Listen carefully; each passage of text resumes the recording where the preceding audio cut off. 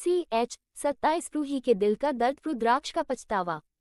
अब आगे रुद्राक्ष अपने कमरे में वही सोफे पर बैठकर लैपटॉप में काम करने लगा, लेकिन बार बार उसके सामने रूही के साथ किया हुआ बर्ताव याद आ रहा था, जिससे वह बिल्कुल भी अपने काम में मन नहीं लग पा रहा था। तभी उसे याद आया कि सुसाइड के वक्त रूही के कमरे में उसे डायरी मिली थी, इसलिए उसने अपने लैपटॉप को बंद करके साइड में रख दिया।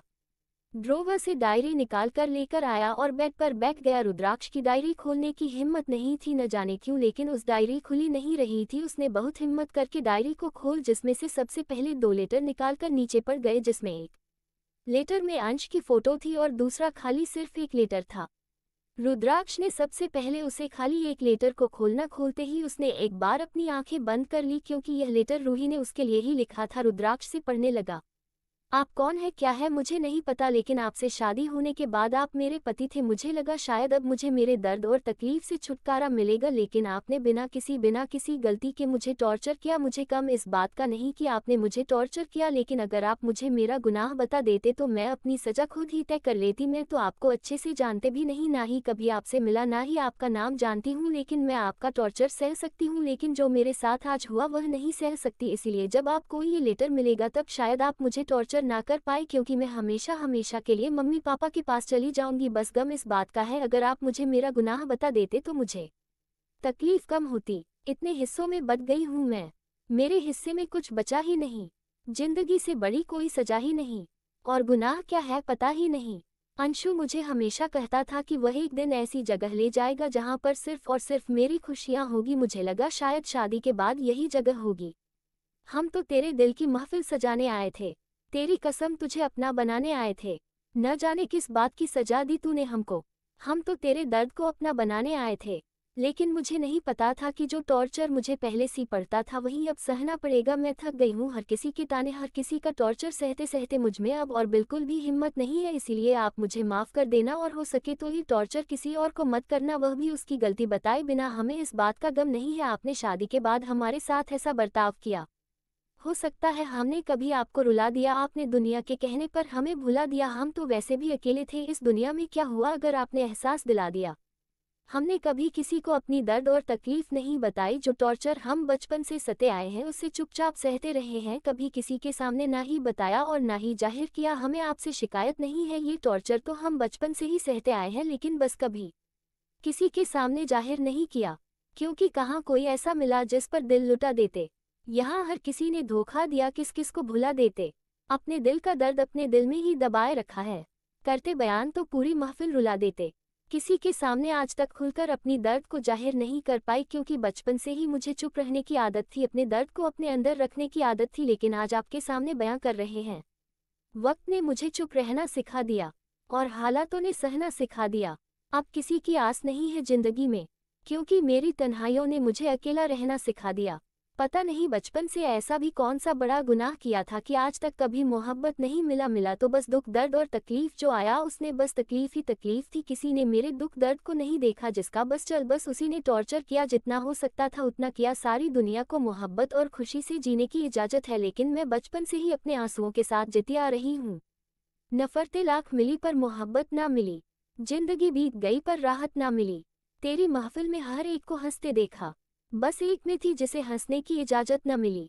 मान कि मैं इतनी अच्छी नहीं थी, बुरी थी या कहीं की लाख बुरी थी, लेकिन ऐसी भी क्या गलती की थी जो हमेशा मुझे ही रुलाया गया, हमेशा मुझे ही तकलीफ दी गई। मैं अब इन तकलीफों से परेशान हो गई हूँ। अब मैं और उनके साथ नहीं जी सकती। टूटे नहीं थे तोड़े गए हैं हम, रोए नहीं थे रुलाए गए हैं हम। चलो माना कि इतने अच्छे नहीं थे हम, मगर इतनी भी बुरे नहीं थे जितने बताए गए हैं हम। लेकिन मैं आपसे यही गुजारिश करूंगी कि आप इस बार शादी से पहले ही सब कुछ देख लेना, क्योंकि अगर और किसी को मेरी तरह टॉर्चर करेंगे तो वह भी मेरी तरह हार मान जाएगी। जब आपसे मेरी शादी हुई थी तो मुझे लगा शायद मेरी जिंदगी में कुछ बदलाव होगा, लेकिन ना ही कोई बदलाव हुआ और ना ही किसी चीज़ में फ़र्क हुआ। वहाँ भी टॉर्चर सहती थी और यहाँ भी टॉर्चर ही मिला है। बस फर्क इतना हुआ है, टॉर्चर करने वाला इंसान बदल गया, लेकिन टॉर्चर सहने वाला अभी भी वही है। मैंने आज तक आपके किसी भी काम को, आपकी किसी भी ऑर्डर को ना नहीं कहा, फिर भी अपने बेवजह मुझे टॉर्चर किया। वैसे भी मुझे जैसी लड़की के साथ कौन रहना चाहेगा जिससे अच्छे से अपनी फीलिंग भी जाहिर नहीं करनी आती है। आप एक बहुत अच्छी लड़की डिजर्व करते हैं, लेकिन प्लीज़ उसे खुश रखना ताकि जो कदम मैंने उठाया है वह नहीं उठा। मैं हमेशा भगवान से पर करूँगी मैं आपको खुश रखे। जो प्यार मेरी लाइफ में मुझे नहीं मिला, मैं दुआ करूँगी वह आपको ज़रूर मिले, लेकिन शायद वह मेरी तरफ से नहीं होगा। हाँ, लेकिन मैं एक बात कहना चाहूँगी, मैं कैरेक्टरलेस नहीं हूँ। इतनी तकलीफ जब आप मुझे टॉर्चर करते थे तब नहीं हुई, लेकिन जब आप शादी के लिए सोनम को लेकर आए तो मुझे बहुत ज़्यादा तकलीफ हुई, लेकिन फिर भी मुझे लगा इसमें आपकी खुशी है, इसलिए मैंने खुशी खुशी उसकी हर बात मानी, आपकी तरह उसके हर ऑर्डर को पूरा किया। क्योंकि आपकी लाइफ में जो जगह मुझे नहीं मिल पाई शायद वह किसी और को मिल जाए, इसीलिए कंग्रेचुलेशंस और हैप्पी वेडिंग लाइफ अगेन। जो खुशी आपको मेरे साथ नहीं मिली शायद आपको उनके साथ मिल जाए।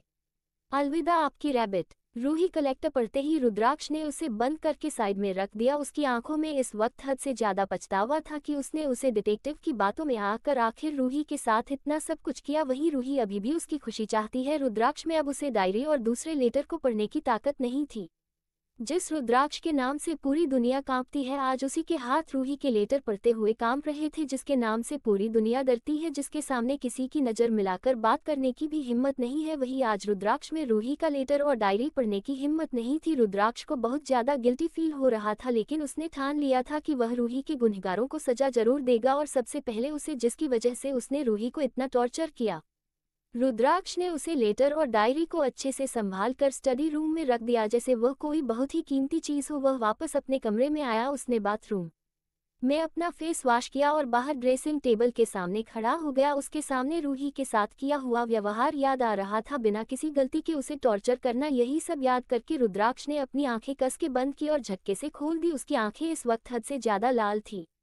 रुद्राक्ष ने खुद से कहा, नहीं रैबिट, मेरी लाइफ में मेरी खुशी और प्यार सिर्फ तुम ही दोगी और तुम में कोई कमी नहीं है, बल्कि तुम तो हर किसी से बेस्ट हो। अब तो तुम्हें इस कमरे में भी, मेरी लाइफ में भी, दोनों जगह आना पड़ेगा, क्योंकि अब मैं तुम्हें कहीं नहीं जान देने वाला। बहुत सह लिया तुमने टॉर्चर, अब बारी प्यार की है। आज तक मैं किसी की तरफ अट्रैक्ट भी नहीं हुआ, लेकिन तुम्हें देखकर पहली नज़र में ही पसंद करने लगा था।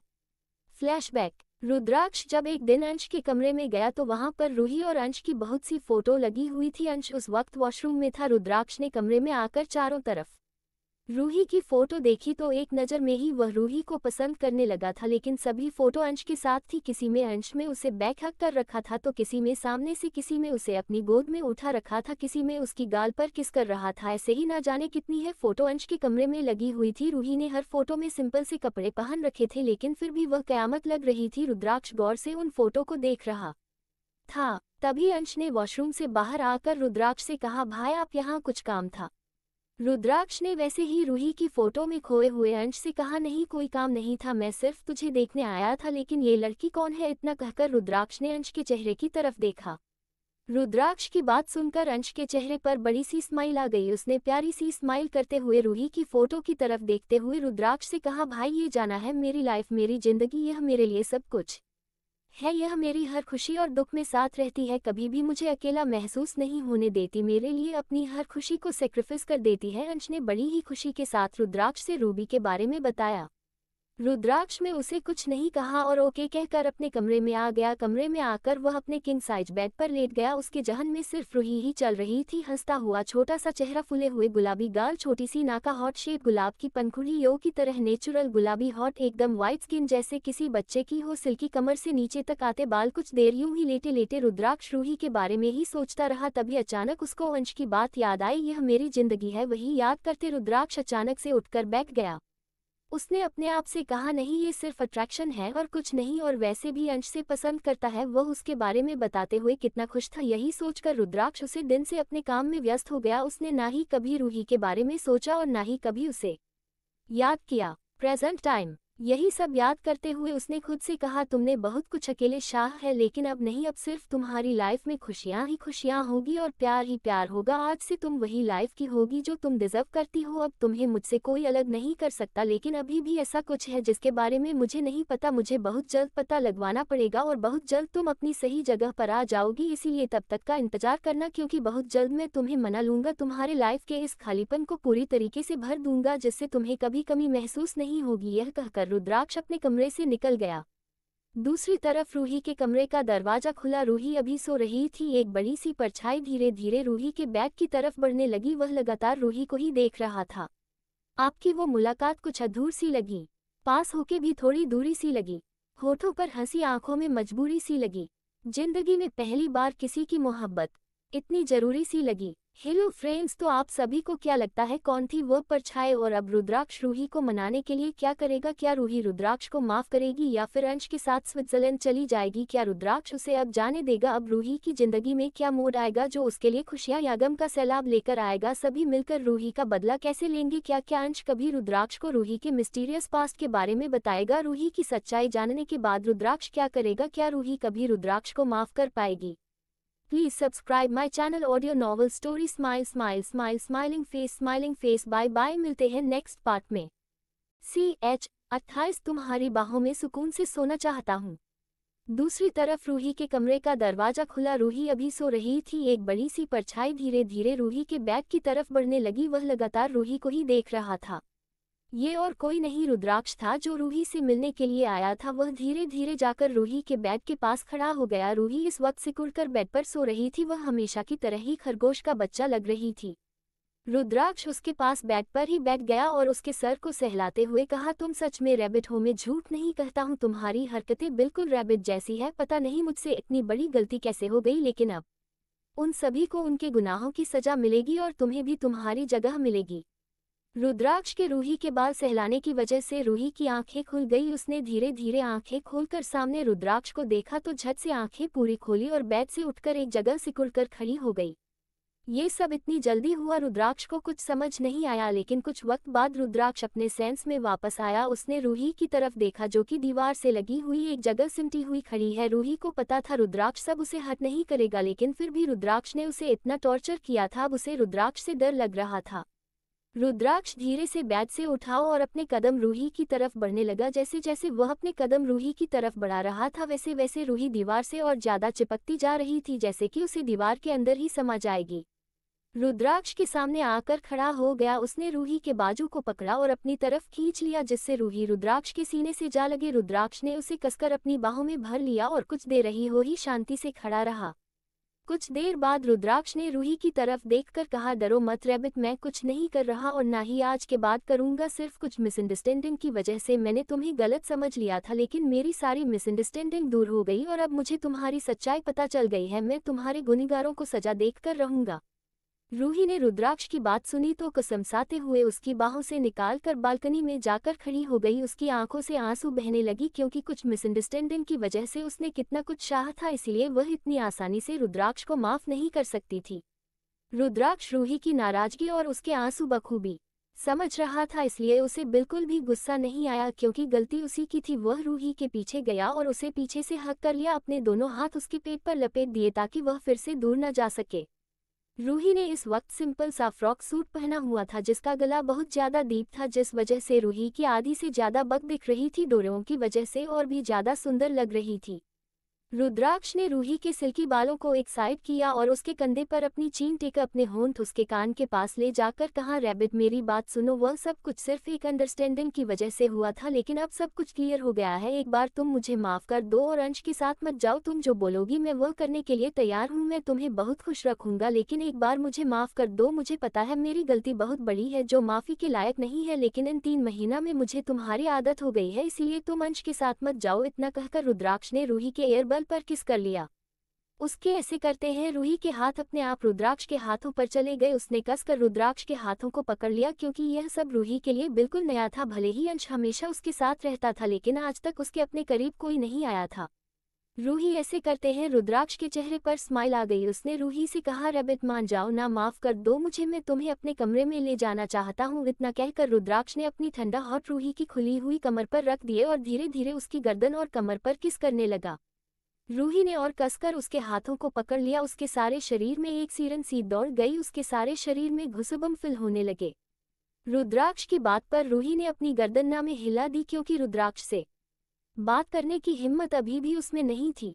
रूही को ना में गार्डन हिलाते देखा। रुद्राक्ष ने उसके गर्दन पर किस करते हुए कहा, मान जाओ ना, इस बार माफ कर दो, आगे से कभी ऐसा नहीं होगा। अगर तुम मुझे माफ नहीं करोगी तो अंश तुम्हें लेकर चला जाएगा। रूही ने फिर से अपनी गर्दन ना में हिला दी, जिसे देखकर रुद्राक्ष ने वैसे ही उसकी गर्दन पर किस करते हुए कहा, ये तुम्हारी सुराही सी गार्डन बार बार ना में क्यों हिल रही है, इसे मटकाना बंद करो, इसे तुम सीधे भी तो हिला सकती हो। इस बार रूही ने कोई रिएक्ट नहीं किया। रुद्राक्ष ने रूही के कान के पास अपने होंठ ले जाकर उससे कहा, मुझे पता है मैंने गलती की है, लेकिन इस बार माफ कर दो, प्रॉमिस रैबिट, आगे से कभी ऐसा नहीं होगा, मैं तुम्हें इस दुनिया की हर खुशी दूंगा। रुद्राक्ष की बात सुनते सुनते ही रूही उसकी बाहों से छूटकर जाने लगी तो रुद्राक्ष ने एकदम से उसे अपनी गोद में उठा लिया। रूही हाथ पैर चलने लगी, लेकिन रुद्राक्ष ने उसे कसकर पकड़ हुआ था, जिससे वह छूट नहीं पाए। रुद्राक्ष से ऐसे ही लेकर कमरे में आया और बेड पर लेटा दिया। फिर खुद भी रूही के पास वही बेड पर लेट गया, जिसे देखकर रूही उठकर जाने लगी तो रुद्राक्ष ने एक हाथ से उसकी कमर को पकड़ा और अपनी तरफ खींच लिया, जिससे रूही उसकी चेस्ट पर आ गिरी। रुद्राक्ष ने उसे कसकर अपनी दोनों बाहों में होल्ड किया और अच्छे से अपने सीने से लगा लिया।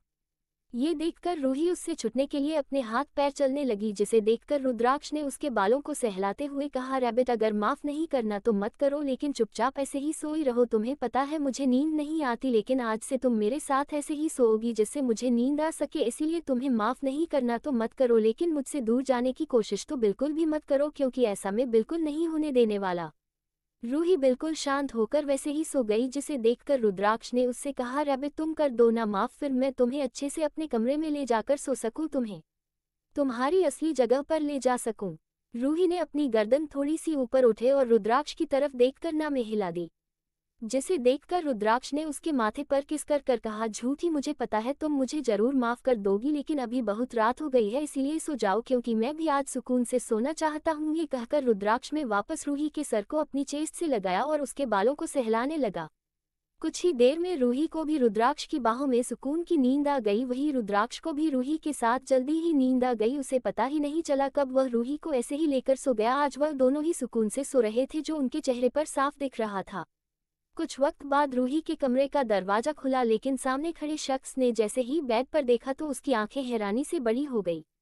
शाम के 7:03 जोड़, मेरी सांसों में बिखर जाओ तो अच्छा है, बनकर रह जिसमें उतर जाओ तो अच्छा है, किसी रात तेरी गोद में सर रख कर सो जाऊं मैं, उस रात की कभी सुबह ना हो तो अच्छा है।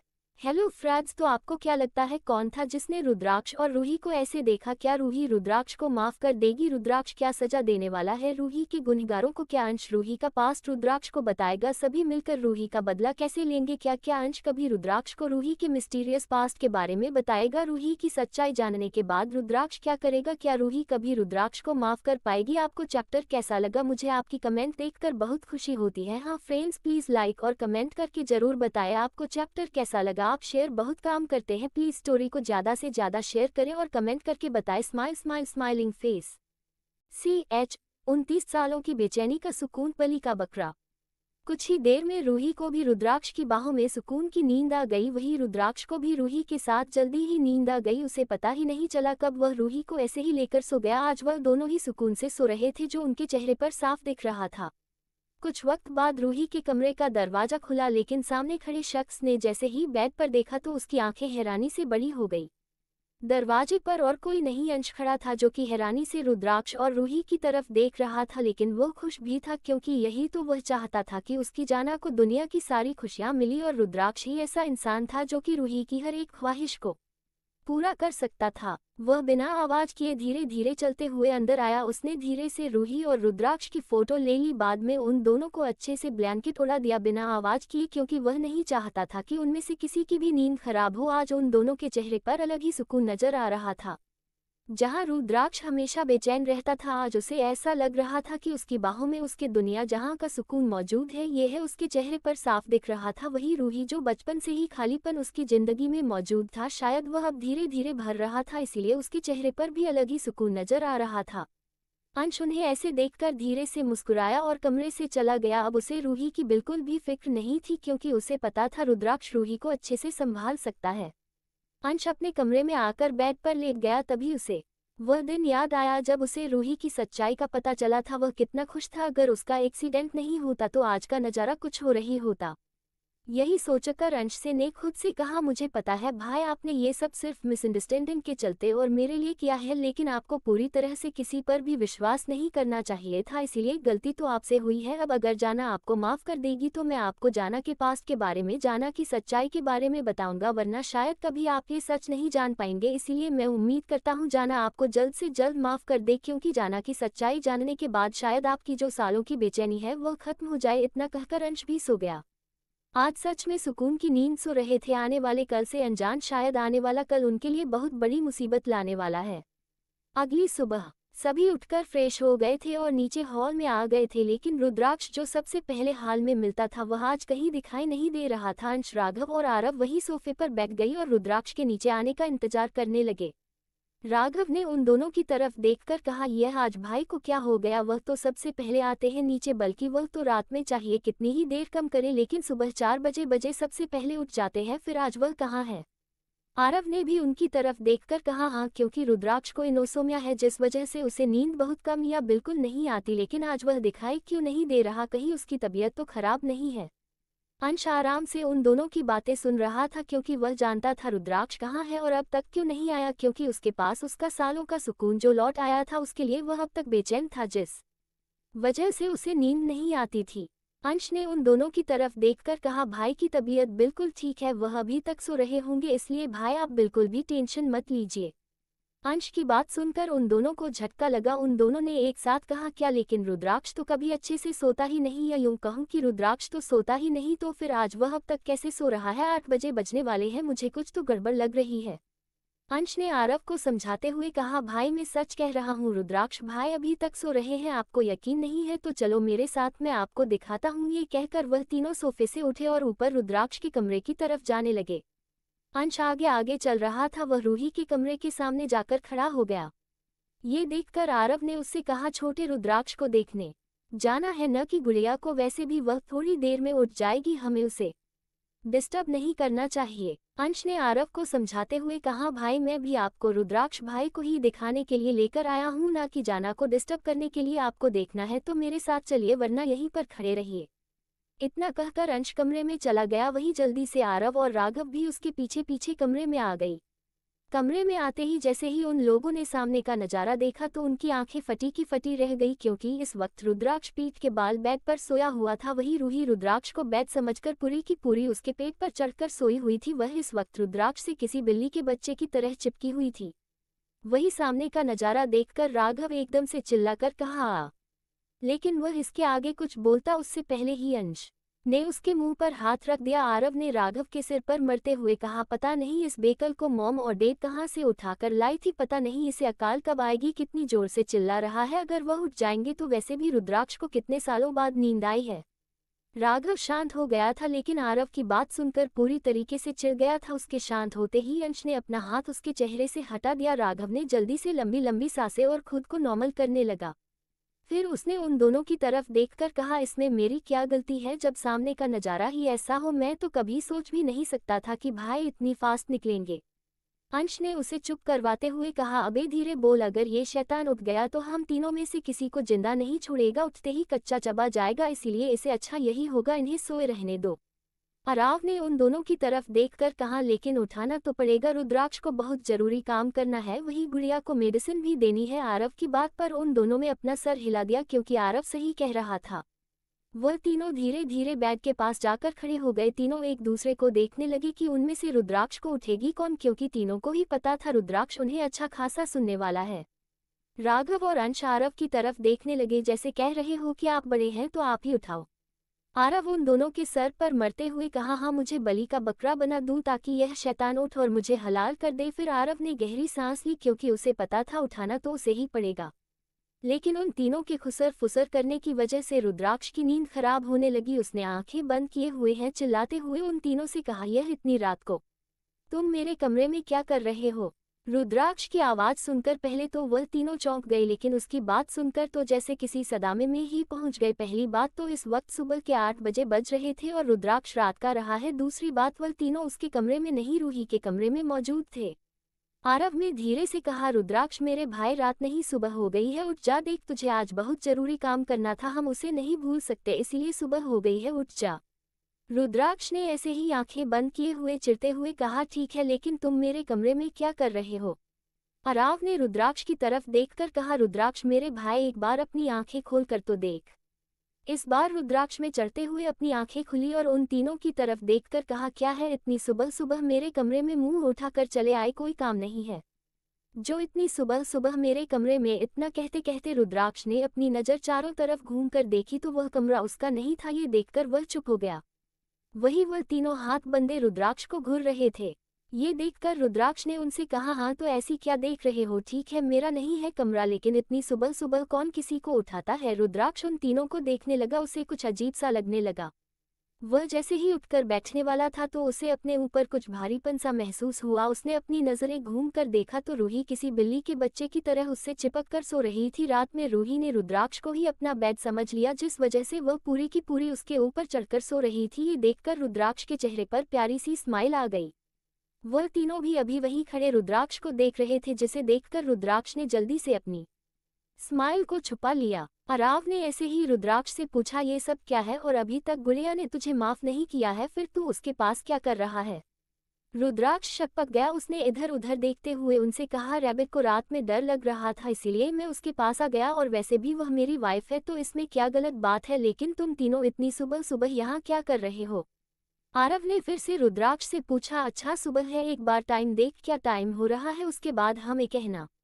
रुद्राक्ष ने अपना फोन निकालकर टाइम देखा तो 8 बजे बज रहे थे। ये देखकर तो उसकी आंखें बड़ी बड़ी हो गई। उसने एकदम से कहा, और सेट में इतनी देर तक कैसे सोता रहा? और वैसे भी आज मुझे बहुत जरूरी काम करना था।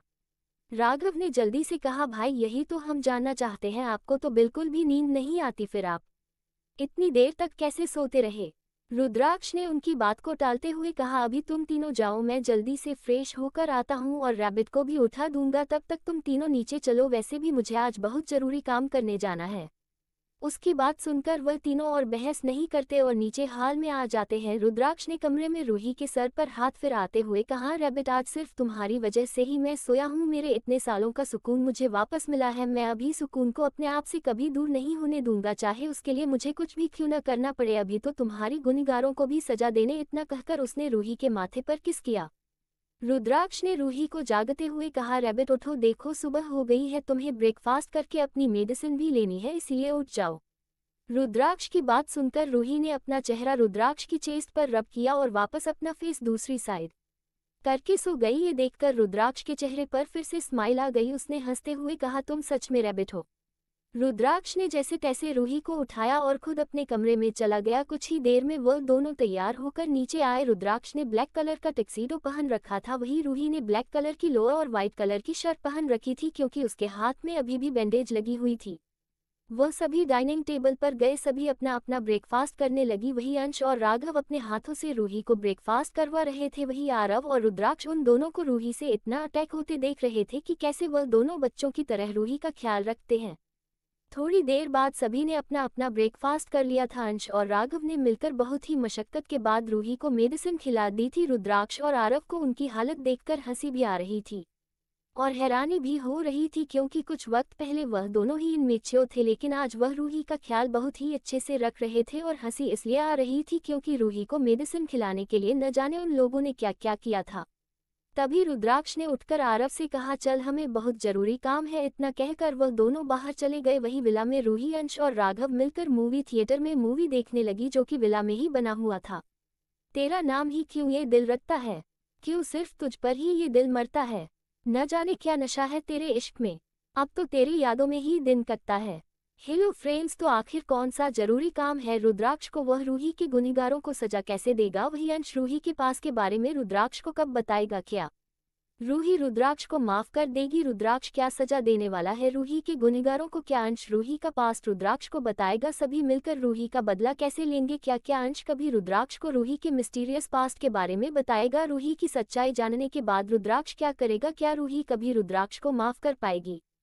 हाँ फ्रेंड्स, प्लीज लाइक और कमेंट करके जरूर बताएं आपको चैप्टर CH30 रुद्राक्ष की क्वालिटी, रैबिट के पास सुकून, लाइव एक्शन सीन। थोड़ी देर बाद सभी ने अपना अपना ब्रेकफास्ट कर लिया था। अंश और राघव ने मिलकर बहुत ही मशक्कत के बाद रूही को मेडिसिन खिला दी थी। रुद्राक्ष और आरव को उनकी हालत देखकर हंसी भी आ रही थी और हैरानी भी हो रही थी, क्योंकि कुछ वक्त पहले वह दोनों ही इनमेच्योर थे, लेकिन आज वह रूही का ख्याल बहुत ही अच्छे से रख रहे थे। और हंसी इसलिए आ रही थी क्योंकि रूही को मेडिसिन खिलाने के लिए न जाने उन लोगों ने क्या क्या किया था। तभी रुद्राक्ष ने उठकर आरव से कहा, चल हमें बहुत जरूरी काम है। इतना कहकर वह दोनों बाहर चले गए। वही विला में रूही, अंश और राघव मिलकर मूवी थिएटर में मूवी देखने लगी, जो कि विला में ही बना हुआ था। अब आगे रुद्राक्ष और आरव विला से निकलकर बेसमेंट में पहुंच गए थे। वहां पर किसी के दर्द से चीखने चिल्लाने की आवाज आ रही थी। वह दोनों किसी किंग की तरह अंदर गए। रुद्राक्ष और आरव के अंदर जाते ही सभी बॉडीगार्ड ने उन्हें ग्रीट किया और अपना सर झुकाकर खड़े हो गए। रुद्राक्ष किसी राजा की तरह जाकर चेयर पर बैठ गया। उसने अपने एक पैर पर रखा। वही आरव उसके साइड में खड़ा हो गया। रुद्राक्ष ने अपने सामने की तरफ देखा, जहां जमीन पर एक आदमी अधमरी हालत में मौजूद था। उसे आदमी ने अपने सामने रुद्राक्ष को बैठा हुआ देखकर उसे गिड़गिड़ाते हुए भीख मांगने लगा, प्लीज मुझे छोड़ दो, प्लीज किंग मुझे छोड़ दो, मैंने क्या किया है, उसे आदमी ने अनजान बनते हुए कहा। रुद्राक्ष ने अपनी तिरछी नजरों से उसे देखा। वही आरव ने उसकी बात सुनकर बात पीसकर उससे कहा, सच में तुझे पता नहीं तूने क्या किया है? अब सच सच बताएं, तूने ऐसा क्यों किया और किसके कहने पर किया? हाँ, जमीन पर पड़ा हुआ इंसान और कोई नहीं डिटेक्टिव था, जिसने रूही की गलती इन्फॉर्मेशन लाकर रुद्राक्ष और आरव को दी थी, जिसे रुद्राक्ष के कहने पर यहाँ लाया गया था और टॉर्चर किया गया था। उसे आदमी ने एक बार फिर से अपना बचाव करते हुए कहा, मैं नहीं जानता, मैं कुछ नहीं जानता, ना ही मुझे कुछ पता है, मैंने कुछ गलत नहीं किया, प्लीज मुझे जाने दो। उसे ऐसे करते देखकर रुद्राक्ष ने बॉडीगार्ड से कहकर उसके पैरों के नाखून जड़ से उखड़वा दिए, जिससे वह आदमी दर्द से तड़पने लगा। ये देखकर आरव ने डेविल स्माइल करते हुए कहा, अभी कुछ नहीं पता, अभी कुछ नहीं जानते, या फिर सच बता रहे हो? तुमने किसके कहने पर रूही की इन्फॉर्मेशन चेंज की और हमेशा कर दी? किसके कहने पर रूही की वह एडिट की हुई फोटो हमें ला कर दी थी? हाँ, इस डिटेक्टिव ने इन्फॉर्मेशन के साथ रूही की फोटो भी अलग अलग लड़कों के साथ एडिट करवा कर दी थी, जिसमें कोई रूही को किस कर रहा था तो कोई कुछ और, जिस वजह से भी रुद्राक्ष को और आरव को इस डिटेक्टिव की बातों पर विश्वास हो गया था। वह डिटेक्टिव पहले से ही दर्द में तड़प रहा था। वह और दर्द बर्दाश्त नहीं कर सकता था, क्योंकि उसके पूरे शरीर पर नीले निशान पड़ चुके थे। उसका पूरा चेहरा सूज गया था, हाथ और पैर के नाखूनों से खून निकल रहा था। इससे अच्छा तो वह मरना पसंद करता। डिटेक्टिव ने उन दोनों की तरफ देखकर कहा, ये सब मुझे आलोक कपूर ने करने के लिए कहा था। उसने मुझे इसके लिए 1.5 करोड़ रुपए दी थी और वह सारी इन्फॉर्मेशन और फोटो आपको देने के लिए कहा था, ताकि वह लोग बच जाए।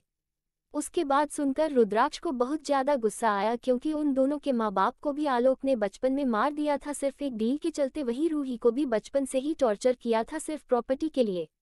उसके भी माँ बाप को मारा था और एक्सीडेंट का नाम दे दिया था। अब आखिर में उन लोगों ने रूही को टॉर्चर करने के लिए रुद्राक्ष के पास भेज दिया और पूरा खेल अपने हिसाब से रचा। यही सोच सोचकर रुद्राक्ष और आरव को बहुत ज्यादा गुस्सा आ रहा था।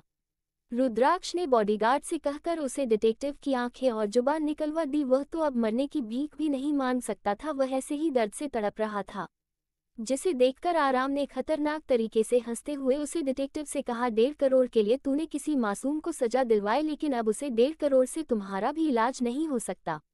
रुद्राक्ष ने उठकर एक चाकू निकाला और पहले उसे डिटेक्टिव के हाथों में, पैरों में और फिर गले में दास दिया। वह डिटेक्टिव दर्द से तड़पता तड़पता मर गया। वही उसकी इतनी बेरहम देखकर वहां खड़े बॉडीगार्ड भी डर से कांप रहे थे। आरव और रुद्राक्ष बेसमेंट से बाहर आ गई। वह दोनों इस वक्त गार्डन में बैठे थे।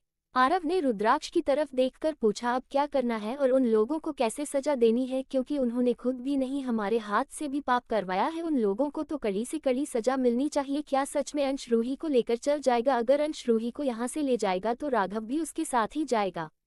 रुद्राक्ष ने अपना सर हिलाते हुए कहा, हाँ मिलेगी, बहुत ही दर्दनाक सजा मिलेगी, क्योंकि उन्होंने एक साथ बहुत से गुनाह किए हैं। और रही अंश की बात, तो अब तो मैं रैबिट को कहीं नहीं जान देने वाला, क्योंकि जो बेचैनी सालों की मेरे अंदर मौजूद थी उसे मुझे सुकून मिला है, और वह सुकून सिर्फ रैबिट के पास ही मिलता है। और वैसे भी अब हम अच्छे से पता है रैबिट बिल्कुल बेगुनाह है, बल्कि वह तो बहुत ही इनोसेंट है, इसलिए अब तो मैं उसे कहीं नहीं जान देने वाला। इतना कहकर रुद्राक्ष ने बॉडीगार्ड को कुछ इशारा किया, जिसे समझकर बॉडीगार्ड वहां से चला गया। आरव ने रुद्राक्ष से कहा, चलो अंदर देखते हैं उन तीनों की जोड़ी क्या कमल मचा रही है, क्योंकि जितना मुझे उन्हें देखकर लगता है शांति से बैठने वाले तो नहीं है, कुछ ना कुछ तो जरूर कर रहे होंगे। उसकी बात पर रुद्राक्ष ने भी सर हिला दिया, क्योंकि यह बात सच थी। हाँ, उन्हें रूही का नहीं पता था, लेकिन अंश और राघव को वह अच्छे से जानते थे। वह दोनों मस्ती और शैतानी के मामले में सबसे आगे हैं। आरव ने आगे रुद्राक्ष से कहा, तुम्हें याद है अंश ने क्या कहा था कि अगर रूही ऐसे ही फीलिंग लेस रही तो बहुत जल्द उसके कोमा जाने के चांसेस है, इसीलिए हमें हो सके उतना उसे खुश रखना होगा ताकि वह अपनी फीलिंग्स जाहिर कर सके। हमें उसमें हर एक फीलिंग्स डेवलप करनी होगी। रुद्राक्ष ने भी अपना सर हम हिलाते हुए कहा, हाँ, और यह काम हमें जल्द करना होगा। हमें हो सके उतना उसे खुश रखना है, क्योंकि मैं रैबिट के बारे में डॉक्टर से पूछा था तो उन्होंने मुझे यही सजेस्ट किया है कि जितना हो सके उतना रैबिट को खुश रखे, उसे वह चीज़ दे जिसे उसे सबसे ज़्यादा खुशी मिलती है। और रैबिट को प्यार और अटेंशन की बहुत ज़्यादा ज़रूरत है, क्योंकि बचपन से ही उसे उन दोनों चीज़ों की कमी रही है। तू सही कह रहा है, हमें गुड़िया को प्यार और अटेंशन देने की ज़रूरत है ताकि उसे किसी चीज़ की कमी ना हो और वह खुलकर बात कर सके, क्योंकि जब वह खुलकर बात करने लगेगी तो अपने आप ही उसकी फीलिंग बाहर आने लगेंगे। आरव ने भी रुद्राक्ष की बात समझते हुए कहा।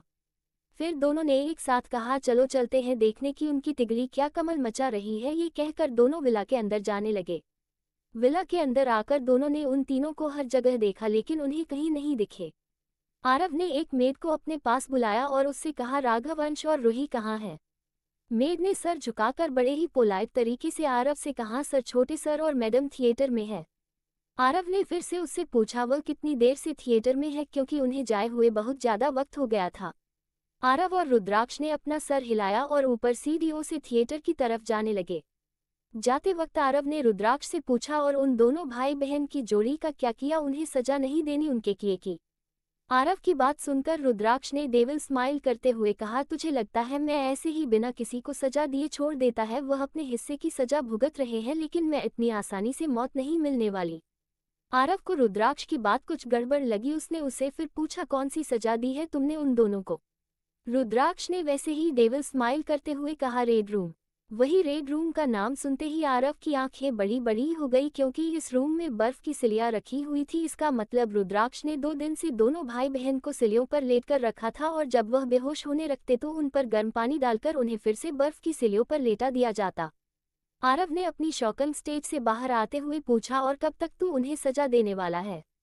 रुद्राक्ष ने एक बार आरव की तरफ देखा, फिर उससे कहा, जब तक उन दोनों की आखिरी सांस चल रही है तब तक मैं उन्हें ऐसे ही सजा देने वाला हूँ। जिस पर रुद्राक्ष और आरव दोनों ने ही इविल स्माइल करी और मूवी थिएटर के गेट पर पहुंच गए।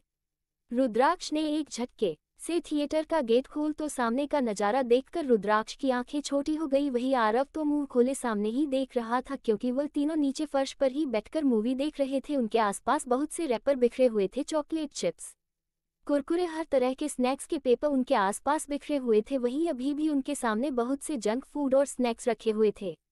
रुद्राक्ष जल्दी से सामने आया और उन तीनों के सामने आकर खड़ा हो गया। आप भी उसके पास आकर खड़ा हो गया। अंश और राघव ने चिढ़ते हुए कहा, क्या भाई, कितना अच्छा एक्शन सीन चल रहा था, लेकिन आपने बीच में आकर सब खराब कर दिया। उन दोनों की बात सुनकर आरव ने कहा, हमारे साथ चलता और भी अच्छा लाइव एक्शन सीन देखने को मिल जाता।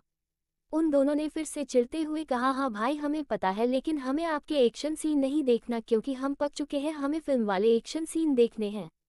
इस बार रुद्राक्ष ने अपनी आंखें छोटी करते हुए उन सबको देखकर कहा, ये क्या कर रहे हो तुम, और कितनी देर से मूवी देख रहे हो? और वह छोड़ो, ये थिएटर का क्या हाल बना रखा है? रिपीट, अभी तो मेडिसिन ले रही हूँ, और वैसे भी जंक फूड और यह स्नैक्स तुम्हारी हेल्थ के लिए अच्छे नहीं है। इतने स्नैक्स कौन लेकर आया है तुम सब में से? रुद्राक्ष की बात सुनकर रूही का मुंह बन गया। वहीं राघव और अंश ने जल्दी से कहा, हम में से कोई बाहर नहीं गया, ये सब तो बॉडीगार्ड लेकर आया है। रुद्राक्ष की आंखें और ज्यादा छोटी हो गई। उसने उन दोनों को घूरते हुए पूछा, मैंने ये पूछा है, तुम दोनों में से इतनी स्नैक्स किसने मंगवाए हैं? इस बार राघव और अंश में अंगुली एक दूसरे की तरफ कर दी और रूही ने अपनी उंगली अपनी तरफ ही कर ली। ये देखकर आरव को हंसी भी आ रही थी। रुद्राक्ष और आरव दोनों ही रूही की इनोसेंस और मासूमियत देख सकते थे। जहां अंश और राघव ने उंगली एक दूसरे की तरफ की थी, वहीं रूही ने अपनी उंगली अपनी तरफ ही कर ली थी, जबकि वह रुद्राक्ष के टॉर्चर से बहुत अच्छी तरह से वाकिफ थी। यही देखकर रुद्राक्ष और आरव को हंसी भी आ रही थी।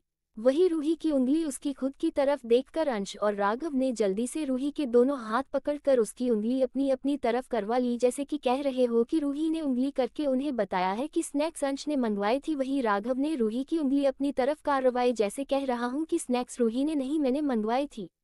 दोनों की हरकत देखकर रुद्राक्ष और आरव को हंसी आ गई क्योंकि इस वक्त वो तीन किसी बेवकूफ से कम नजर नहीं आ रहे थे, लेकिन फिर भी एक दूसरे का बचाव कर रहे थे। बल्कि अगर रुद्राक्ष पनिशमेंट देने पर आता तो वह किसी को नहीं छोड़ने वाला था। ये बात उन्हें अच्छे से पता थी, फिर भी एक दूसरे को प्रोटेक्ट कर रहे थे। आरव तो हंस हंस कर लोटपोट हो गया क्योंकि उन तीनों के चेहरे इस वक्त देखने लायक थे। लेकिन उन तीनों की बॉन्डिंग रुद्राक्ष और आरव को बहुत ही अच्छी लगी क्योंकि पहली बार अंश और राघव किसी से इतना जुड़ गए थे, वरना वह उन दोनों को छोड़कर किसी से सीधे मुंह बात भी नहीं करते थे। रुद्राक्ष ने उन तीनों की तरफ देखकर कहा, अच्छा ठीक है, मेड से कहकर यह सब साफ करवा दूंगा, लेकिन इस वक्त तुम तीनों बाहर चलो क्योंकि इतनी देर मूवी देखना अच्छा नहीं होता। ये कहकर वह आगे आया और एक झटके से रूही को अपनी गोद में उठा लिया। ये देखकर अंश और राघव का मुंह बन गया क्योंकि वह दोनों ही रूही को अपनी गोद में लेकर बाहर जाना चाहते थे, लेकिन रुद्राक्ष ने पहले ही उन दोनों का मौका छीन दिया। आरव ने उन दोनों को देखकर कहा, अब चलो तुम दोनों भी, क्योंकि मैं तुम में से किसी को भी गोद में नहीं उठाने वाला, इसलिए चुपचाप अपने पैरों पर चलो। वहीं उनकी बात सुनकर रुद्राक्ष ने घूरकर तीनों की तरफ देखा और फिर अपनी गोद में नीचे उतरने के लिए छटपटा रही रूही की तरफ देखा। रुद्राक्ष ने रूही से कहा, रैबिट शांति से ऐसे ही रहो वरना नीचे गिर जाओगे और तुम्हें चोट लग जाएगी, इससे अच्छा है चुपचाप मेरी गोद में ऐसे ही रहो। रुद्राक्ष रूही को गोद में लेकर रूही के कमरे की तरफ गया। वहीं आरव, अंश और राघव भी उसके पीछे पीछे रूही के कमरे की तरफ चलने लगे। रुद्राक्ष रूही को उसके कमरे के गेट के बाहर लेकर खड़ा हो गया। उसने एक झटके से दरवाजा खुला। वहीं सामने का नजारा देखकर रूही की आंखें फटी की फटी रह गई। रूही ही नहीं बल्कि राघव और अंश भी आंखें बड़ी बड़ी करके रूही के कमरे को देखने लगे। तुम्हें अपनी आंखों में भी नहीं रखा, कहीं आंसुओं के साथ बह ना जाओ। तुम्हें तो अपने दिल में रखा है ताकि हर धड़कन के साथ याद आओ। हेलो फ्रेंड्स, तो आखिर ऐसा क्या था रूही के कमरे में जिसे देखकर उन सभी की आंखें फटी की फटी रह गई? ऐसा भी क्या कर दिया रुद्राक्ष ने जो कि वह शॉकिंग स्टेज में पहुंच गए? वहीं अंश रूही के पास के बारे में रुद्राक्ष को कब बताएगा? क्या रूही रुद्राक्ष को माफ कर देगी? रुद्राक्ष क्या सजा देने वाला है रूही के गुनहगारों को? क्या अंश रूही का पास्ट रुद्राक्ष को बताएगा? सभी मिलकर रूही का बदला कैसे लेंगे? क्या अंश कभी रुद्राक्ष को रूही के मिस्टीरियस पास्ट के बारे में बताएगा? रूही की सच्चाई जानने के बाद रुद्राक्ष क्या करेगा? क्या रूही कभी रुद्राक्ष को माफ कर पाएगी? और हाँ फ्रेंड्स, प्लीज लाइक और कमेंट करके जरूर बताएं आपको चैप्टर कैसा लगा। आप इस स्टोरी को ज्यादा से ज्यादा शेयर करो। Bye bye, smile smile smiling face.